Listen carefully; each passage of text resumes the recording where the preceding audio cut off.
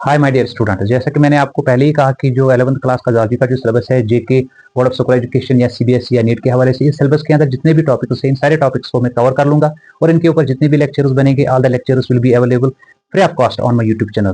Gate my channel subscribe और उसके बाद आप मेरी जो लेक्चर्स जो है उनको कंसिस्टेंसी के साथ अगर उनको वॉच कर लोगे तो I am sure that almighty Allah will help you and you will be having thorough knowledge about the whole zoology syllabus at your fingertips. तो सबसे पहला जो यूनिट है आप के जोलॉजी क्लास 11th के सिलेबस के अंदर उसने आपको जानना है लिविंग वर्ल्ड के बारे में, और उस लिविंग वर्ल्ड के चैप्टर के अंदर आपने पहले जानना है life, living organisms and their characteristic features के बारे में। तो सबसे पहले let me take the concept of life.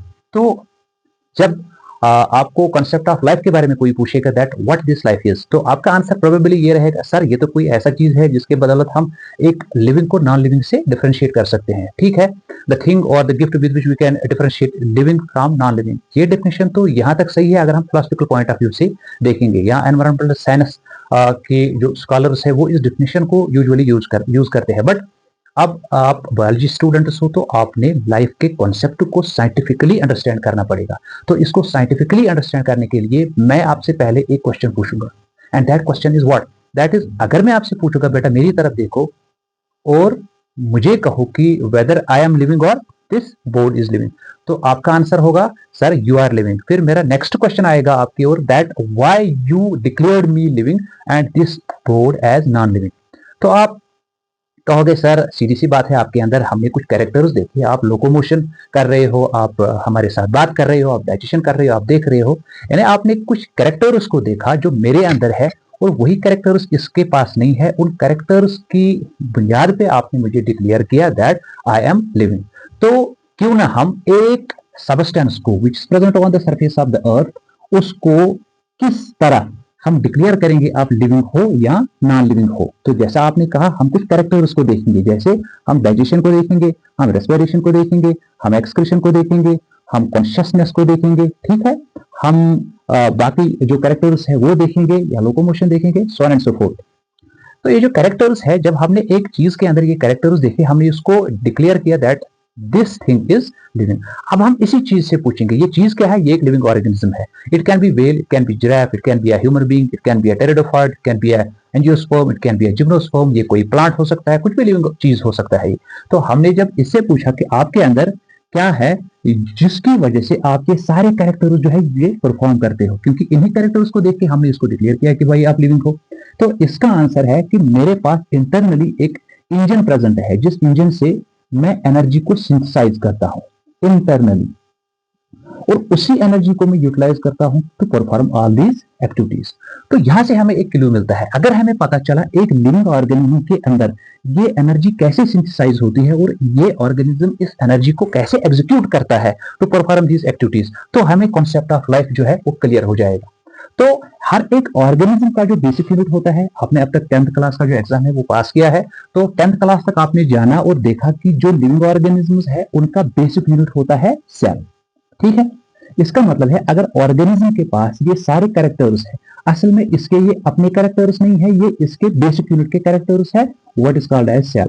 तो क्यों ना हम एक सेल से ही पूछ लेंगे कि आपके पास जो ये सारे कैरेक्टर्स है इनको परफॉर्म करने के लिए आपके पास जो एनर्जी आती है वो कैसे आती है।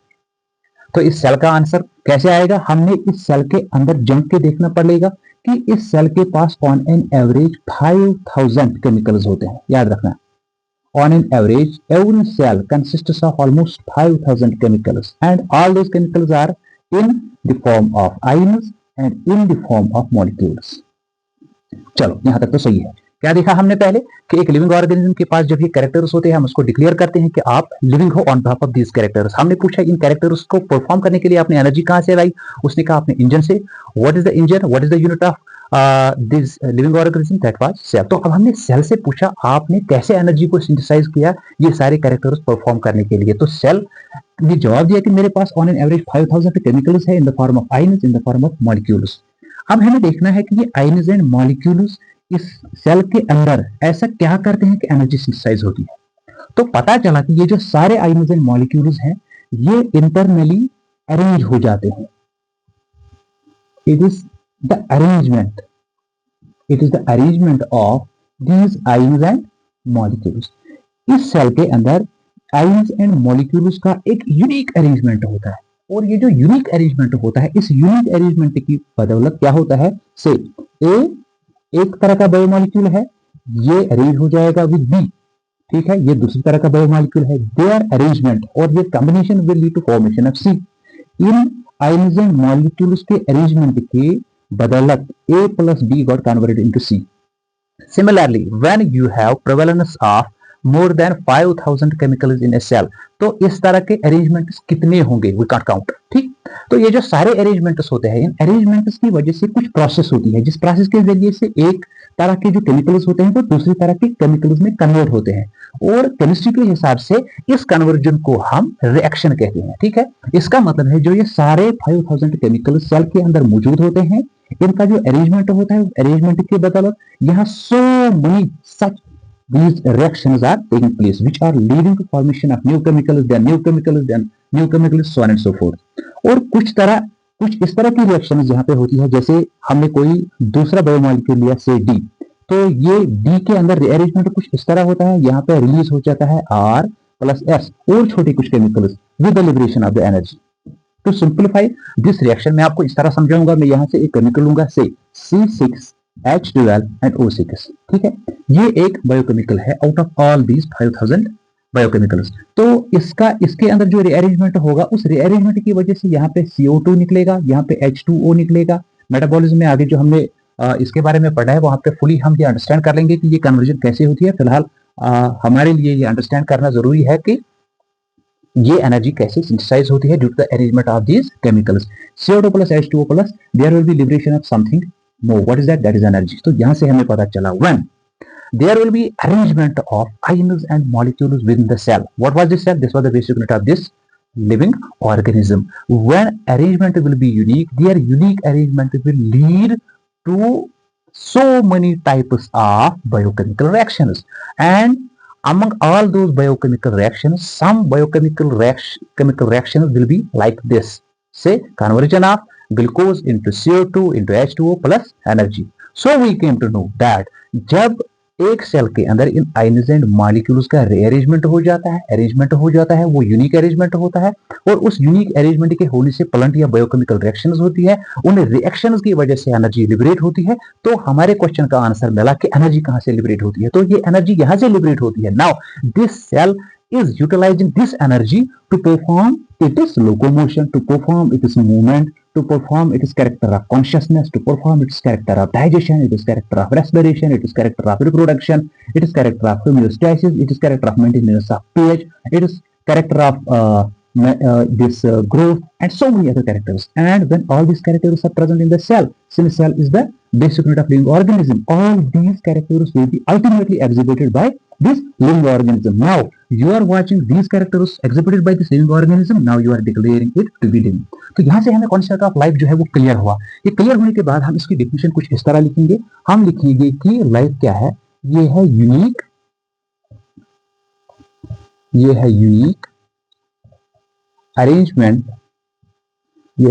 अरेंजमेंट ऑफ आयंस मॉलिक्यूल्स, ठीक है, unique arrangement of ions molecules within what? Within cell. Good. To have जिसकी वजह से क्या होगा यहाँ पे biochemical, to have biochemical reactions, और जब बायोकेमिकल reactions होंगे they will lead to thereby liberation of energy. यहां से एनर्जी बनी, ठीक है, और यही एनर्जी अब यूटिलाइज होगी, utilised for exhibition of characters what are called as biological characters. अब ये बायोलॉजिकल कैरेक्टर्स क्या है, जैसे let me give the example of say digestion is there, respiration is there, excretion is there, locomotion is there, so on and so forth. तो अब हमें पता चला the unique and complex of arrangement of ions and molecules within a cell, the basic unit of life, the basic unit of living organisms in such a way so that there is performance of plenty large number of the biochemical reactions, and all those biochemical reactions finally lead to the liberation of the energy or production of the energy, and that energy is being then utilized within the cell by the cell to perform some biological characters. And the performance of these biological characters by the basic unit of the life constitutes the concept of what is known as life. तो ये हमारे लिए अब definition बनी किसकी, life की। तो इस तरह से हमने अंडरस्टैंड किया असल में लाइफ क्या है। तो ये बेस्ट डेफिनेशन है विच holds good in scientific perspective and in biological perspective. अब देखो नेक्स्ट चीज पे आ जाते हैं। अब एक यहाँ पे कोई सबस्टेंस है, से here is a substance और here is a thing on the surface of earth। यहाँ पे कोई चीज है, ठीक है, ये कोई थिंग है। अब अगर इस चीज के पास बेटा लाइफ है तो हम इसको डिक्लेयर कर रहे हैं लिविंग, ठीक है। टेक्स्ट बुक में पहले ये लिखा होता था being living. What does it mean? Being living का मतलब है अगर इसके पास लाइफ है तो ये लिविंग है, देन इट इज लिविंग। तो लाइफ क्या है जिसके बारे में हमने अभी जाना, ठीक है। तो अगर एक सबस्टेंस के पास लाइफ है तो फिर हम उस सबस्टेंस को, उस चीज को डिक्लेयर करते हैं कि आप लिविंग हो। लेकिन यहाँ पे दो चीजें हैं, एक है लिविंग। लिविंग तो हमने अंडरस्टैंड किया, any substance anything which has life. Life हमने पहले ही जाना क्या है, तो ये लिविंग, इसको हम डिक्लेयर कर लेंगे। लेकिन यहाँ पे लिविंग ऑर्गेनिज्म है, इसको हम कब लिविंग ऑर्गेनिज्म कहेंगे? फिलहाल तो हमने जाना इसके पास लाइफ है तो ये लिविंग है, isn't it? तो इसके बाद हमने जाना है इसको लिविंग ऑर्गेनिज्म कब कहेंगे। लिविंग ऑर्गेनिज्म होने के लिए इसके पास दो चीजें होनी चाहिए, एक तो लाइफ, वो तो है ही, और दूसरा क्या है, इसके पास ऑर्गेनाइजेशन होनी चाहिए। इसके पास ऑर्गेनाइजेशन होनी चाहिए। अब देखो यूजुअली जिस सेल या जिस चीज के पास लाइफ होती है तो उस चीज के पास ऑर्गेनाइजेशन भी होती है, लेकिन हमने यहाँ अंडरस्टैंड करना पड़ेगा what this organisation actually is. तो बड़े ये जो ऑर्गेनाइजेशन है it is actually a unique arrangement, जैसा हमने अभी देखा, यूनिक अरेंजमेंट ऑफ स्ट्रक्चर्स और compartments. Unique arrangement of structures और कंपार्टमेंट्स। किसके कंपार्टमेंट्स, किसके स्ट्रक्चर्स? किसी सेल के या किसी लिविंग ऑर्गेनिज्म के या किसी टिश्यू के, ठीक है। उसके बारे में पहले हम जानेंगे। देखो अगर हम एक चीज को हमने डिक्लेयर किया कि आप लिविंग हो क्योंकि आपके पास लाइफ है, तो ये चीज अगर सेल है, बिकॉज एक ऑर्गेनिज्म यूनिसेलुलर भी हो सकता है, या अगर ये एक मल्टीसेलुलर ऑर्गेनिज्म है जिसके पास सेल है, टिश्यू है, ऑर्गन है, लेवल ऑफ ऑर्गेनाइजेशन वेरी होती है with respect to the different organisms. किसी के पास सेलुलर लेवल ऑफ ऑर्गेनाइजेशन है, किसी के पास मॉलिक्यूलर लेवल ऑफ ऑर्गेनाइजेशन है, किसी के पास टिश्यू, उसके बारे में भी हम आगे जानेंगे। तो एक चीज को हमने डिक्लेयर किया आप लिविंग हो क्योंकि उसके पास लाइफ थी। अब हम उसके अंदर देख रहे हैं क्या उसके पास ऑर्गेनाइजेशन है। से this very structure is nothing but it is an amoeba. आप सब जानते हो जो ये प्रोटोजोन है ये यूनिसेलुलर है, ठीक है। इसके पास छोटे कंपार्टमेंट्स हैं, जैसे कंट्रैक्टाइल वैक्यूल है इसके अंदर, ठीक है, जैसे इसके अंदर गोल्गी अपैरेटस है, जैसे इसके अंदर mitochondria and so many other compartments इसके पास मौजूद है जो सेल के पास होनी चाहिए, या एक छोटी सेल हो या बड़ी सेल हो, ठीक है, जिंदा रहने के लिए, डिफरेंट फंक्शंस परफॉर्म करने के लिए। तो जो इसके छोटे छोटे अदर स्ट्रक्चर्स है उन स्ट्रक्चर्स का हम अरेंजमेंट देखेंगे, ठीक है। अगर उन स्ट्रक्चर्स का अरेंजमेंट यूनिक है कि वो सारे स्ट्रक्चर्स अपनी अपनी जगह अपनी रेस्पेक्टिव फंक्शन परफॉर्म कर रहे हैं, और ये सारी जो फंक्शंस होती हैं ये फंक्शंस कंबाइन होके इसको as a single unit perform कर रहे हैं ये सारे functions. Let me give you the another example. अगर यहाँ पे मैं कोई एक बैक्टीरिया लूंगा, ठीक है, ये तो पार्शियली यूकेरियोटिक था, यहाँ पे एक बैक्टीरिया लूंगा। एक बैक्टीरिया के पास जो मॉलिक्यूलर लेवल ऑफ ऑर्गेनाइजेशन होता है, ठीक, उस मॉलिक्यूलर लेवल ऑफ ऑर्गेनाइजेशन में उसके पास इस तरह जिस तरह हमने अभी देखा, उसके पास आयन्स हैं, उसके पास मॉलिक्यूल्स हैं, ठीक है। तो इन आयन्स एंड मॉलिक्यूल्स का अरेंजमेंट जो है वो बड़ा यूनिक होता है, और उस यूनिक अरेंजमेंट की वजह से यहाँ पे बायोकेमिकल रिएक्शंस यानी मेटाबॉलिज्म होता है, और उसकी वजह से फिर एनर्जी लिबरेट होती है और ये सारे फंक्शंस परफॉर्म करता है। तो कहने का मतलब ये है अगर आप एक बैक्टीरिया लोगे या कोई दूसरा यूकेरियोटिक यूनिसेलुलर ऑर्गेनिज्म लोगे या प्रोकैरियोटिक यूनिसेलुलर ऑर्गेनिज्म लोगे या कोई बड़ा मल्टीसेलुलर ऑर्गेनिज्म लोगे, उसके अंदर जो उससे छोटे कंपार्टमेंट्स होते हैं, चाहे छोटे compartments in the form of organ system, in the form of organ, in the form of tissue, in the form of molecules, in the form of cell, whatever, type of the compartments और small structures are present in a living cell और in a living organism, उन सारे छोटे compartments में एक arrangement unique होना चाहिए। वो यूनिक अरेंजमेंट क्या है? So that different compartments are performing their respective functions in a way to exhibit all those functions in a unitary manner. In a unitary manner. मैं तीसरे एग्जांपल से आपको समझाने की कोशिश करूंगा। Say I am a living organism, isn't it? तो मैं डिफरेंट फंक्शंस परफॉर्म करता हूं, like function of locomotion, function of digestion, function of excretion, ठीक है। तो अगर मैं आपसे क्वेश्चन पूछूंगा ये जो मैं फंक्शन ऑफ डाइजेशन परफॉर्म कर रहा हूं, क्या मैं ये हाथ से परफॉर्म करूंगा? You know answer will be no sir, आप ये फंक्शन ऑफ डाइजेशन जो है ये आप अपने डाइजेस्टिव सिस्टम से परफॉर्म करते हो। इसी तरह रेस्पिरेशन के लिए आपके पास रेस्पिरेटरी सिस्टम है, and for responses and for consciousness you have this nervous system, and for locomotion you have skeletal muscles, you have joints, you have this and that. So my body is performing different functions, and all those different functions are performed by my respective structures, but all those respective structures are performing these functions in a unitary manner.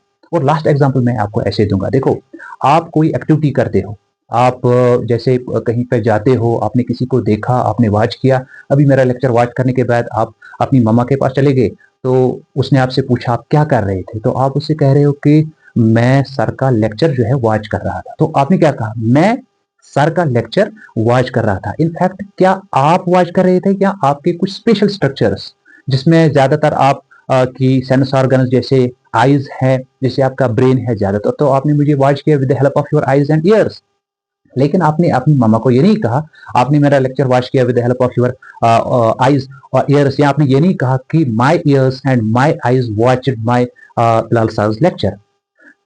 Actually, it were your eyes, it were your ears which were primarily responsible for watching my lecture, but the credit you have given to your whole body. अगर आपके हाथ ने कुछ किया, अगर आपने अभी drive किया, अगर आपने किक किया, अगर आपने क्रिकेट प्ले करके आपने कोई शॉट जो है वो आपने प्ले किया, फिर आप कहते हो कि मैंने ये शॉट खेला, मैंने सिक्सर मारा, आप ये नहीं कहते हो मेरे जो आर्म्स के स्केलेटल मसल्स है उन्होंने सिक्सर मारा। No, if the function is being performed by your single structure but the credit goes to whole of your body. Why? Because of presence of organization. तो ये organization है ही कुछ ऐसा arrangement, आपकी body के अंदर सारे स्ट्रक्चर्स अपनी अपनी फंक्शन कर रहे हैं, लेकिन वो फंक्शन कुछ इस तरह कर रहे हैं कि उनकी जो इंडिविजुअल फंक्शंस है ये परफॉर्म हो रहे हैं in a way so that the credit goes to the whole of the body, not to the particular structure, isn't it? तो यहाँ से हमें पता चला अगर एक लिविंग ऑर्गेनिज्म है, यूनिसेल्युलर है, कोई भी है, बैक्टीरिया है, यूकेरियोटिक है, प्रोकैरियोटिक है, उसके पास अगर मॉलिक्यूलर लेवल ऑफ ऑर्गेनाइजेशन है तो उसके छोटे जो डिफरेंट स्ट्रक्चर्स है वो अपने रेस्पेक्टिव फंक्शन को परफॉर्म करते हैं इन ए यूनिटरी मैनर। तो यूनिटरी मैनर का मतलब क्या हुआ कि different structures of the body of an organism are performing their respective functions in a unitary manner so that the respective function performed by a respective structure is being credited to the ultimate structure that the whole body of the organism. अब अगर इसके पास एक तो life है, दूसरी ये organisation है, उस कंडीशन में हम इसको कहेंगे कि आप एक लिविंग ऑर्गेनिज्म हो। तो कोई भी चीज जिसके पास ये दो कैरेक्टर्स है, life and organization, then it will be called as a living organism. Now let us suppose that this is earth, isn't it? और इस अर्थ के पास जो है इसके पास different types of environmental conditions मौजूद होती है, ठीक है। पोलर रीजन्स है, इक्वेटोरियल रीजन्स है, ठीक है, एक्वेटिक रीजन्स है, ठीक है, एरियल रीजन्स है, ठीक। तो हर एक रीजन पे अगर मैं आपको कहूंगा लिविंग वर्ल्ड, मैं आपको कहूंगा आप अपने जहन में रखो लिविंग वर्ल्ड, तो आपके जहन में क्या आएगा? कभी आपके जहन में एक डेसिडुअस फॉरेस्ट आएगा, कभी आपके जहन में एक बड़ा जिराफ आएगा, एक स्पाइडर आएगा छोटा सा, कभी आपके जहन में एक वेल आएगी। तो लिविंग वर्ल्ड के अंदर आप बायोटिक कंपोनेंट्स के बारे में जितना भी जानते हो, जितनी भी ऑर्गेनिज्म्स के बारे में जानते हो, आपको ये सारे ऑर्गेनिज्म आपके जहन में आएंगे, ठीक है। तो ये लिविंग वर्ल्ड आपके ब्रेन के अंदर एक इमेज की तरह बन जाएगा, ठीक है। तो जो ये लिविंग वर्ल्ड है, it is formed of what? By these living organisms, isn't it? तो ये जो लिविंग ऑर्गेनिजम्स है, with the passage of the time and with the evolution, they have themselves adapted in different environmental conditions. देखो अगर यहाँ पे equatorial region हम लोग का देखेंगे, यहाँ पे अपनी तरह का एक एनवायरनमेंट है, यहाँ पे दूसरी तरह का एनवायरनमेंट है, यहाँ पे अलग तरह का एनवायरनमेंट है।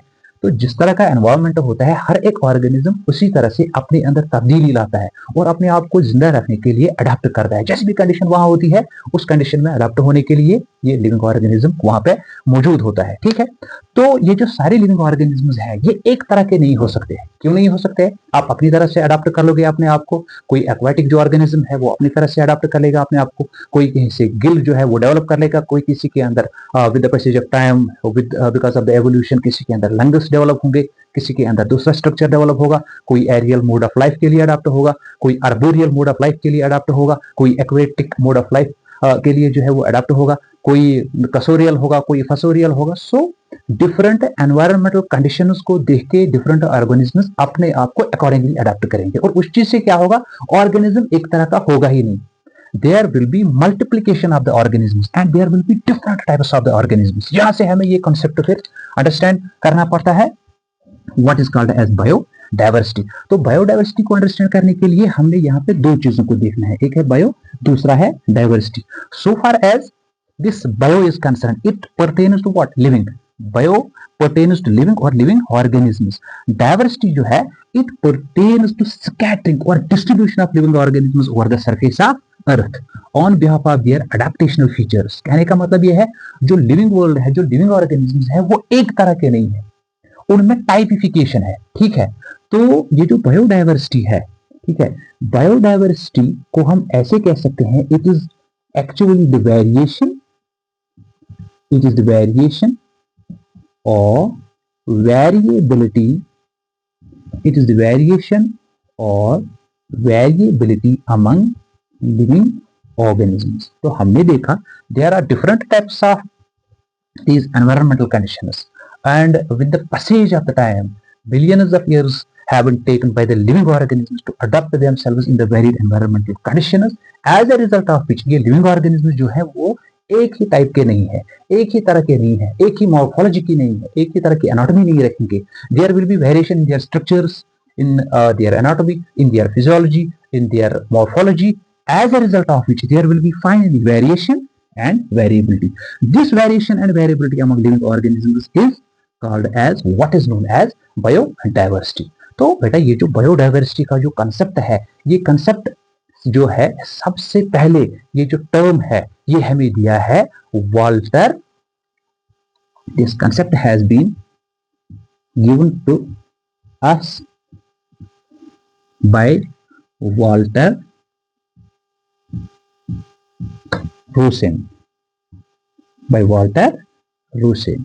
तो कभी ये पूछा जाता है कि द कंसेप्ट ऑफ जो बायोडाइवर्सिटी है वो विल्सन ने दिया। असल में विल्सन ने जो है वो उसने बायोडाइवर्सिटी के कंसेप्ट को ज्यादा पॉपुलराइज किया है। ठीक है, उसने ये जो टर्म है ना, इसको कॉइन नहीं किया है। The term biodiversity has been coined by Walter Rosen. Okay, तो ये जो वाल्टर रूसेन की जो टर्म है बायोडाइवर्सिटी, इसका मतलब हमने समझ लिया। तो इस बायोडाइवर्सिटी के अंदर हमें different types of living organisms देखने को मिलेंगे।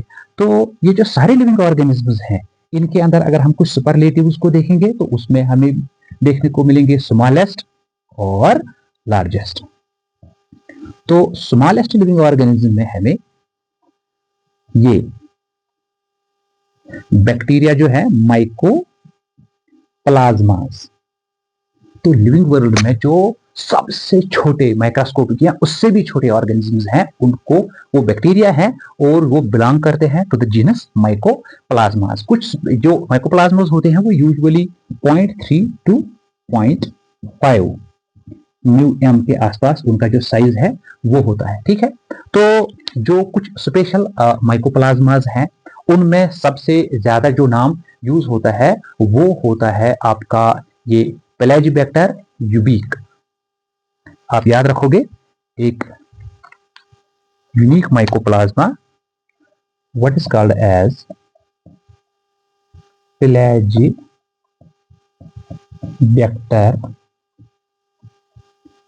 यूबिक।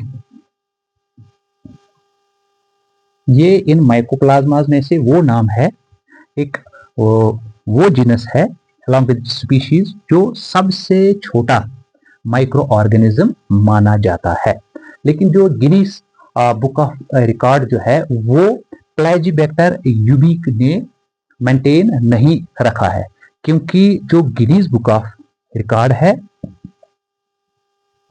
गिनीज बुक रिकॉर्ड, वो मेंटेन एक थर्मोफाइल ने रखा है। थर्मोफाइल एक ऐसा माइक्रो ऑर्गेनिज्म है जो हॉट वेंटस जो होते हैं वहां पे जिसको देखा गया है और जिसका नाम है Nanoarchaeum equitans. You will remember it, Nanoarchaeum equitans. Nanoarchaeum equitans जो है ये इसने world book of Guinness record जो है जिसमें ये रिकॉर्ड्स रखे जाते हैं, यूनिक रिकॉर्ड्स, तो स्मॉलेस्ट ऑर्गेनिज्म होने का जो रिकॉर्ड है वो इसी ने रखा है। तो यहाँ पे मैं इसका नाम लिखूंगा, क्या नाम है इसका, नैनोआर्कियम इक्विटेंस। नैनोआर्कियम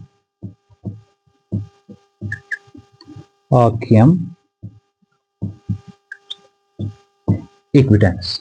तो नैनोआर्कियम इक्विटेंस एक थर्मोफाइल है जो हॉट वेंटस होते हैं वोल्केनोज के, वहां पे इसको देखा गया है और सबसे छोटा है, ये 0.3 म्यूएम से भी बहुत छोटा है और एज ए स्मॉलेस्ट ऑर्गेनिज्म अभी तक यही देखा गया है और जिसने रिकॉर्ड रखा है सबसे छोटा ऑर्गेनिज्म होने का। तो जो बड़ा ऑर्गेनिज्म है उसमें एनिमल्स में जैसे वेल है, तो इसके साथ हमने ये दो चीजें कंक्लूड की, एक concept of life, what is living organism, and the basic concept of biodiversity. आगे जो हम लेक्चर्स देंगे उसमें बायोडाइवर्सिटी इसका हमने वो डिटेल्ड अकाउंट लेना होगा, उसमें जेनेटिक बायोडाइवर्सिटी, इकोसिस्टम बायोडाइवर्सिटी, इसकी टाइपिफिकेशन वगैरह वो हम आगे जो आ रहे हैं लेक्चर्स उनमें इनका जो